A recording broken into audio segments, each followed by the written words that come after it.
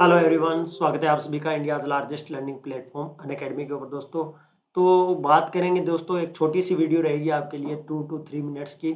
हम बात करेंगे कि अभी जो एट प्रेजेंट सिचुएशन है, जो सीएसआईआर नेट एग्ज़ाम को लेकर मान लीजिए आप लगातार हमने कोशिश भी किया है कि एक प्रिडिक्ट किया जा सके, बट फाइनली आपको भी पता है कि देखिए रियल में पता तो किसी को कुछ भी नहीं है कि हो क्या रहा है, रीज़न क्या है। बट हम प्रिडिक्शन कर सकते हैं कि हाँ भाई ऐसा हुआ है, दूसरे एग्ज़ाम को देख कर ये बता सकते हैं। बट अब फाइनली हमें ये सोचना होगा कि अगर सीएसआईआर नेट नहीं हो रहा है, तो हमें क्या करना चाहिए? भई हमारा एक सीएसआईआर नेट का भी बना रहे मामला। उसकी ऐसा नहीं है कि हम ये बोल रहे हैं कि एग्ज़ाम होगा ही नहीं तो आप उसको छोड़ ही दीजिए, नहीं, नहीं। अगर लेट्स सपोज़ हमें कोई नोटिफ़िकेशन नहीं आ रहा है उस साइड से, हमें कोई क्लू नहीं मिल रहा है कि कब होगा एग्ज़ाम, जैसे कि आज अराउंड 20 डेज़ हो चुके हैं। आज 4 तारीख है, 13 अक्टूबर के आस-पास उन्होंने कहा कि जल्दी आपको डेट है बताया जाएगा। तो उसको अराउंड 20 दिन हो चुके हैं और अब ऐसा नहीं है कि अभी नवंबर में फॉर्म निकलेंगे, फॉर्म फिलअप भी हो जाएँगे और दिसंबर में एग्ज़ाम भी हो जाएगी। ये तो आपको ही पता है क्योंकि उसमें करेक्शन की डेट भी आती है, बाकी फॉर्म करेक्शंस जो एक्स्ट्रा फीस के साथ आप फॉर्म भरते हो वो डेट करके सारा ऐसा इतना फास्ट प्रोसीजर है नहीं। हमें पता है एनटीए का भी इतना फास्ट प्रोसेस है नहीं। अभी जो आर्ट के सब्जेक्ट के हो रहे हैं उनके आपको पता होंगे अगस्त के अंदर फॉर्म निकले थे। तो अभी उस पे हम बात नहीं कर रहे कि क्या रहेगा, क्या नहीं रहेगा। मेरा ये मानना है कि दोस्तों अभी आप मान लीजिए आपको क्या करना चाहिए, एट प्रेजेंट आपका देखिए, आप 1 साल से तैयारी कर रहे हो सीएसआईआर नेट के लिए। मीन्स जो स्टूडेंट्स जनवरी में स्टार्ट हुए थे तैयारी करने के लिए जून वाले पेपर के लिए, जून वाला नहीं हुआ, चलो जब मान लिया जैसे-तैसे कि उस टाइम पे मई के आस-पास बहुत ज़बरदस्त हाई पीक पे कोरोना था और बहुत ज़्यादा मतलब खराब हालत थी उस टाइम पे। उसके बाद चलो किसी ने जैसे-तैसे सोच के अपने आप को समझाया, फिर तैयारी करना स्टार्ट किया कि दिसंबर में होगा। और अब भी अगर ऐसा सिचुएशन बना हुआ है, माहौल बना हुआ है कि एग्ज़ाम की कोई नोटिफ़िकेशन नहीं आ रही है, कोई फॉर्म नहीं भरवाया जा रहा है, तो इस टाइम पे क्या हम बिल्कुल तैयारी छोड़ दें? तो दोस्तों आपके लिए बेटर ऑप्शन जो आपको भी पता है, नेट के बाद कौन-सा है? गेट का है। आपको पता भी है कि ये तो कन्फर्म होना ही होना है एग्ज़ाम। तो अब मैं थोड़ी-सी मुद्दे की बात करता हूँ। देखो, गेट क्यों इम्पोर्टेंट है और गेट के लिए आपको क्यों जाना चाहिए?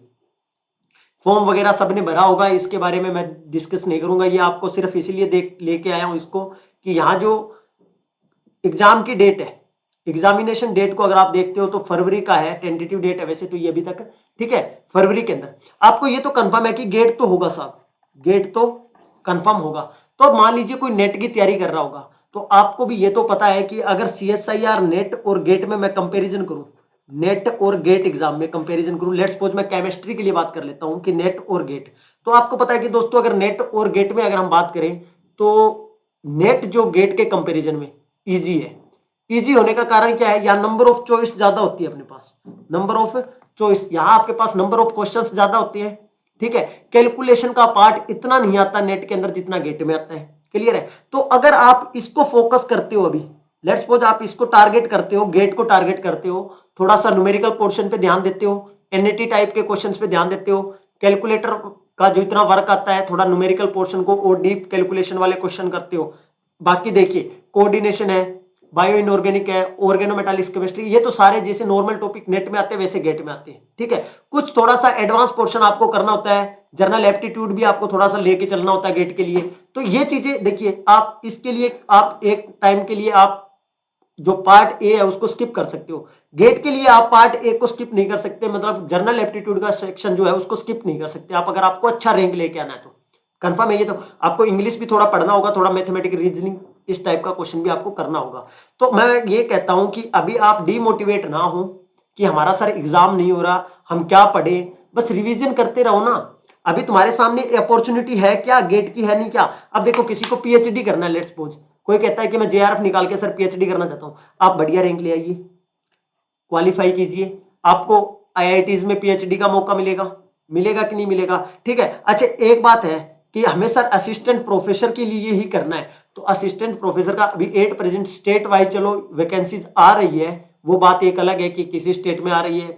डिफरेंट स्टेट की अगर हम बात करें वो अपने अपने स्टेट में वैकेंसियां, तो देखिए ये तो एक गवर्नमेंट के अंडर आता है कि जैसे ये आपको पता ही है इलेक्शन वगैरह का जो सीन होता है उसको अकॉर्डिंग वैकेंसियां निकलती रहती है।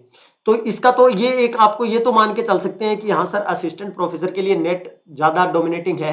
बट अगर हम पीएचडी के पॉइंट ऑफ व्यू देखें तो आप गेट के थ्रू भी क्या कर सकते हैं, पीएचडी कर सकते हैं। तो मैं ये नहीं कहूँगा कि दोस्तों आप अभी बिल्कुल पढ़ना छोड़ दें, या कहीं और लाइन में चले जाएं कि सर मैं ये कर लेता हूं, नहीं, आप गेट को फोकस कीजिए। मैं कहता हूं आप अगर गेट की बढ़िया तैयारी कर लोगे तो नेट ऑटोमेटिक आप निकाल लोगे। ये आपको भी पता है कि गेट और नेट में सिलेबस का डिफरेंस नहीं है, बस क्वेश्चन पैटर्न का डिफरेंस है। यहाँ आपको चॉइस नहीं मिलती, वहां चॉइस मिलती है। यहाँ न्यूमेरिकल पोर्शन थोड़ा सा ज्यादा आता है एज कंपेरिजन टू नेट।